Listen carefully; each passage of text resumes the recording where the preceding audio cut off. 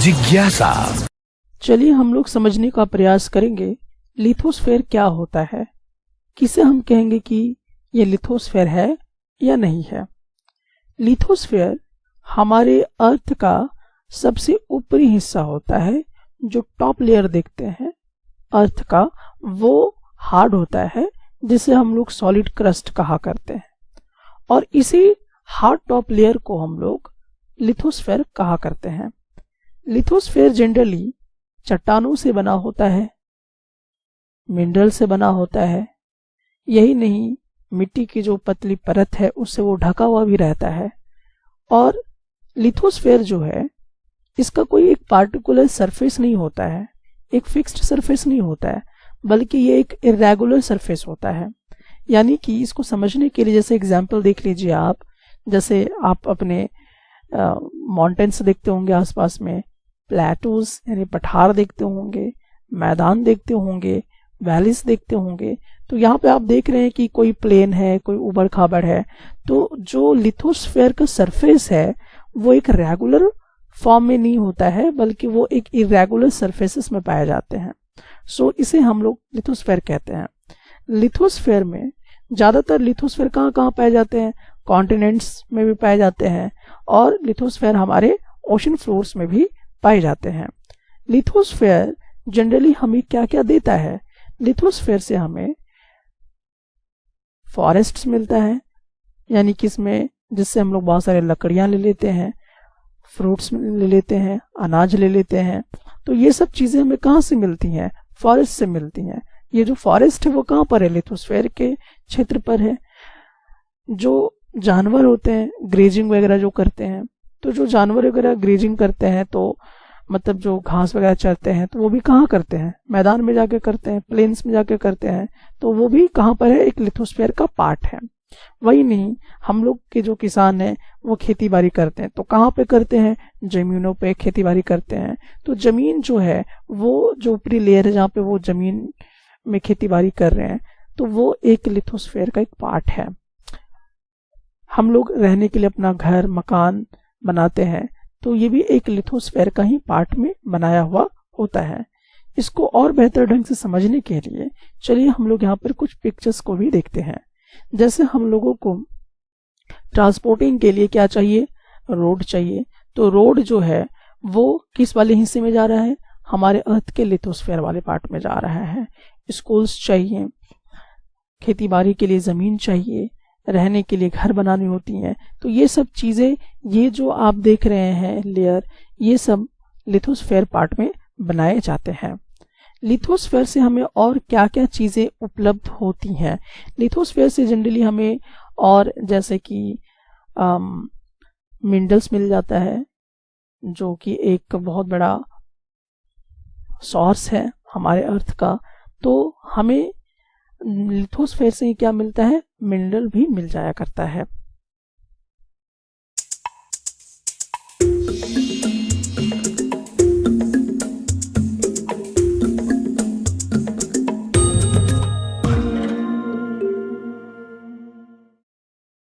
Hydrosphere. Hydrosphere क्या होता है? किसे कहेंगे हम हाइड्रोस्फेयर? तो जनरली जो हाइड्रोस्फेयर होते हैं ये एक क्षेत्र होता है, किसका? वाटर का क्षेत्र होता है। यानी कि जो पानी का क्षेत्र होता है उसको हम कहते हैं हाइड्रोस्फेयर। जैसे कि आप इस पिक्चर में भी देख रहे होंगे। इसमें क्या क्या चीजें कंप्राइजेज होते हैं, यानी कि क्या क्या चीजें इसमें शामिल होती हैं? तो इसमें बहुत ही डिफरेंट टाइप्स के वाटर बॉडीज आते हैं। जैसे नदी आप देखते हैं अपने आसपास में, लैक्स को देखते हैं यानी झरने वगैरह को देखते हैं, सीज को देख रहे हैं, ओशन को देख रहे हैं। तो ये सब जो वाटर बॉडीज हैं ये सब हाइड्रोस्फेयर के एक पार्ट हैं। तो जो भी सोर्स ऑफ वाटर है, यानी कि जहां जहां से पानी आता है, जैसे अगर आपका वेल वगैरह आप देखते होंगे, कुएं वगैरह देखते होंगे, तो वो भी क्या है? आपका हाइड्रोस्फेयर का एक पार्ट है। सो आपका हाइड्रोस्फेयर क्या हुआ? द डोमेन ऑफ वाटर, यानी कि ये एक वाटर का एरिया होता है जिसे हम क्या कहते हैं? हाइड्रोस्फेयर कहा करते हैं। और ये जो हाइड्रोस्फीयर होता है ये तमाम जीव जंतु या जितने भी जीव जंतु हैं जिसमें जान है उन सब के लिए बहुत ही जरूरी हुआ करता है, बहुत ही ज़्यादा एसेंशियल हुआ करता है। इसके बगैर जीना संभव बिल्कुल भी नहीं है, क्योंकि हमें पीने के लिए पानी की आवश्यकता है, नहाने धोने के लिए हमें पानी की आवश्यकता है, हमें कपड़े धोने के लिए, हमें एग्रीकल्चर करने के लिए क्या आवश्यकता होती है? पानी की आवश्यकता होती है, वाटर की ज़रूरत होती है। सो डोमेन ऑफ वाटर, यहाँ की मतलब जो पानी का एरिया होता है उसे हम कहते हैं हाइड्रोस्फीयर।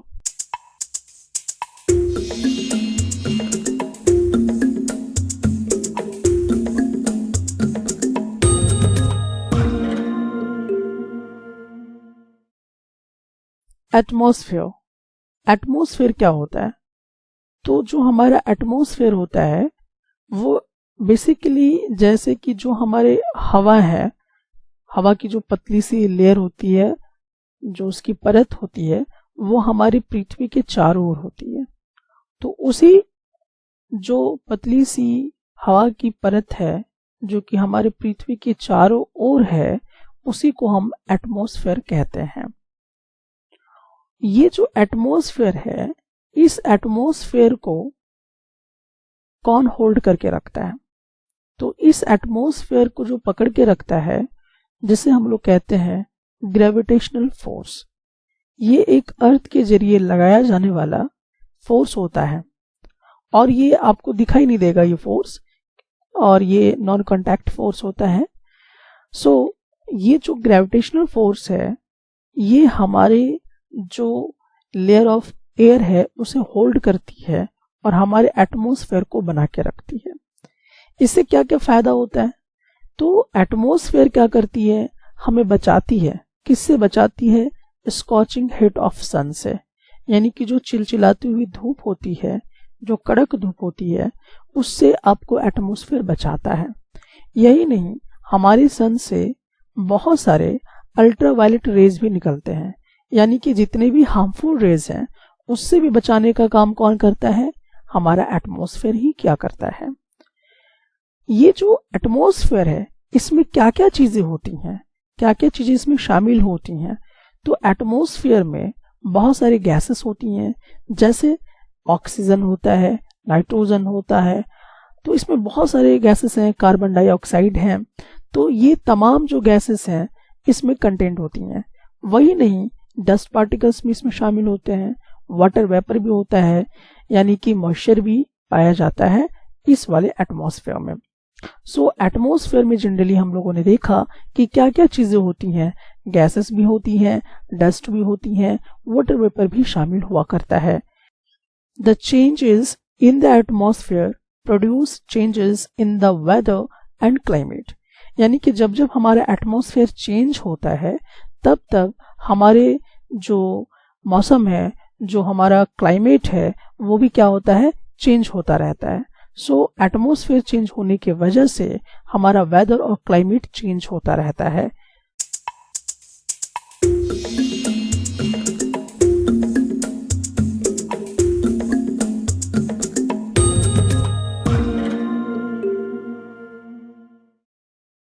बायोस्फीयर, बायोस्फीयर क्या होता है? बायोस्फीयर एक ऐसी दुनिया होती है जिसमें बहुत सारे एनिमल्स और प्लांट साथ साथ में रहते हैं, और इन दोनों को जब हम मिला देते हैं, जहां पर एनिमल किंगडम भी हो और प्लांट भी हो, तो वो बायोस्फीयर कहलाता है। यानी कि बायोस्फीयर एक लिविंग वर्ल्ड है अपने आप में। बायोस्फीयर जो होता है इसमें क्या क्या चीजें होती हैं? तो एक्चुअली ये लाइफ को सपोर्ट करती हैं। कैसे? क्योंकि इसमें बहुत सारी जमीनें होती हैं, वाटर होता है और एयर होता है, और इन सब का जब इंटरेक्शन होता है तो जीवन जीने के लिए जो बेसिक चीजें चाहिए, जैसे कि भोजन चाहिए, तो भोजन के लिए हमें क्या चाहिए होगा? पेड़ पौधे चाहिए होंगे, एग्रीकल्चर करने के लिए फील्ड चाहिए होंगे, तो ये सब लैंड से हमें क्या होगा? प्राप्त हो जाएगा। और पीने के लिए पानी चाहिए होगा, फसल उगाने के लिए पानी की आवश्यकता होगा, तो ये भी हमें वाटर से मिलेगा। उसी तरह से जिंदा रहने के लिए हमें ऑक्सीजन की जरूरत होती है, जो कि हमें एयर से प्राप्त हो जाएगा। सो ये जो चीजें हैं, लैंड, वाटर, एयर, ये सब इंटरेक्ट आपस में होती हैं और लाइफ को सपोर्ट करती हैं, ताकि लाइफ वहां पर जीवित रह सके, लाइफ बना रह सके, और इसी को हम कहते हैं बायोस्फीयर।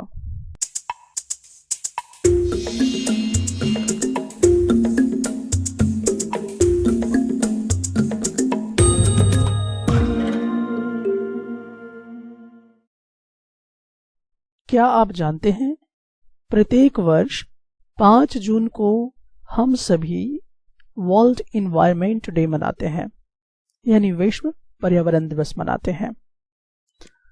चलिए हम समझने का प्रयास करते हैं, इकोसिस्टम क्या है, किसे आप इकोसिस्टम कहोगे। तो इकोसिस्टम जितने भी लिविंग ऑर्गेनिज्म हैं और उसके आसपास में जो भी चीजें हैं, उन सब के बीच में एक इंटरेक्शन होता है, एक संबंध होता है, जिसे हम इकोसिस्टम कहा करते हैं। यहां पर एनर्जी का ट्रांसमिशन भी हुआ करता है। तो चलिए इकोसिस्टम को और क्लियरली समझने के लिए हम लोग कुछ इस पॉइंट को समझते हैं। The relation between the living organism as well as the relation between the organisms. तो यहाँ पे देखिए 3 बातें। पहली चीज तो आपको यहाँ पे क्या क्या चीजें समझनी है उसे देख लेते हैं। लिविंग ऑर्गेनिज्म और खुद ऑर्गेनिज्म के बीच में और उसके सराउंडिंग्स के बीच में रिलेशन होना चाहिए। अब जैसे कि हमें इसे समझने के लिए कुछ एग्जाम्पल लेते हैं। जैसे मछली है, तो मछली एक लिविंग ऑर्गेनिज्म है और वो जिंदा रहने के लिए कहाँ रहती है? वाटर बॉडीज में, यानी कि तालाब में हो सकती है, नदी में हो सकती है। तो उसका सराउंडिंग कौन हुआ? उसका सराउंडिंग वाटर बॉडीज हो गया। तो इन दोनों के बीच का जो रिलेशन है, यानी कि जो मछली है और जो तालाब है या जो भी वाटर बॉडीज है, वो एक इकोसिस्टम फॉर्म करता है। ठीक उसी प्रकार से अगला एक और एग्जाम्पल देखिए। जैसे हम लोगों को जिंदा रहने के लिए इस पृथ्वी में क्या चाहिए? हम लोगों को जिंदा रहने के लिए एयर चाहिए। अब ये एयर कहाँ से मिलेगा? मतलब ऑक्सीजन कहाँ से मिलेगा? पेड़ पौधों से मिलेगा। तो हम एक लिविंग ऑर्गेनिज्म हुए और हमारा सराउंडिंग पेड़ पौधा एक दूसरा ऑर्गेनिज्म हो गया। ठीक है, तो ये भी एक ऑर्गेनिज्म पे हम डिपेंड हो गए। अब यही नहीं, अब हमें भोजन भी चाहिए। तो भोजन के लिए हम लोग 2 चीजों का इस्तेमाल करेंगे, या तो पेड़ पौधों से फल फ्रूट्स या अनाज लेंगे, या तो हम एनिमल को मार के खा जाएंगे। तो अदर ऑर्गेनिज्म भी हो गया। तो हम डिपेंड किस पे हैं? अदर ऑर्गेनिज्म पे भी डिपेंड है, यानी कि पेड़ पौधे पे भी डिपेंड है, या तो हम एनिमल्स पे डिपेंड हैं। सो यहाँ हम अपने सराउंडिंग्स पे डिपेंड है। तो ये सब चीजों को मिला के ही क्या बनता है? इकोसिस्टम फॉर्म होता है।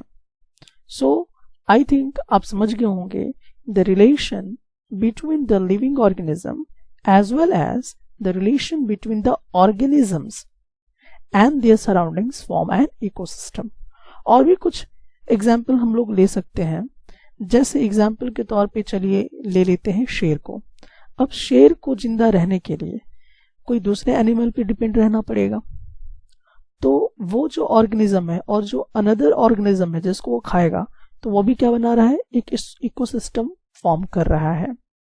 इकोसिस्टम एक लार्ज रेन फॉरेस्ट को भी कह सकते हैं, ग्रासलैंड को कह सकते हैं, डिजर्ट को कह सकते हैं, जो पर्वत है उसको कह सकते हैं, झरने हैं, नदी है, ओशन है, या एक छोटे से तालाब को भी हम कह सकते हैं, जहाँ पे बहुत सारे ऑर्गेनिज्म आसपास में अपने जीविका के लिए टिके हुए होते हैं। तो वो भी एक तरह का इकोसिस्टम ही कहलाएगा।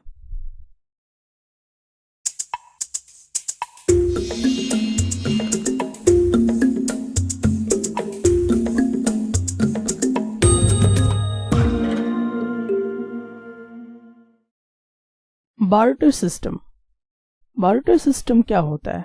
बार्टर सिस्टम यानी कि वस्तु का विनिमय पद्धति। इसमें क्या होता है कि धन का यह पैसे का लेन देन नहीं होता है, बल्कि इसमें सामान की अदला बदली होती है। उसी को हम लोग कहते हैं बार्टर सिस्टम। यानी कि एग्जाम्पल के तौर पे अगर किसी ने आपको चावल दिया तो वह व्यक्ति आपको उसके बदले में कपड़े दे सकता है। या मान लीजिए आपको दूध खरीदना है, तो आपको दूध लेने के लिए पैसे नहीं देने थे। पहले क्या करने होते थे कि उसके जगह पे हो सकता है आपको गुड़ देना पड़े या चीनी देना पड़े। तो यानी कि सामान की जब अदला बदली होती है तो उसे हम लोग कहते हैं बार्टर सिस्टम, यानी वस्तु की विनिमय पद्धति।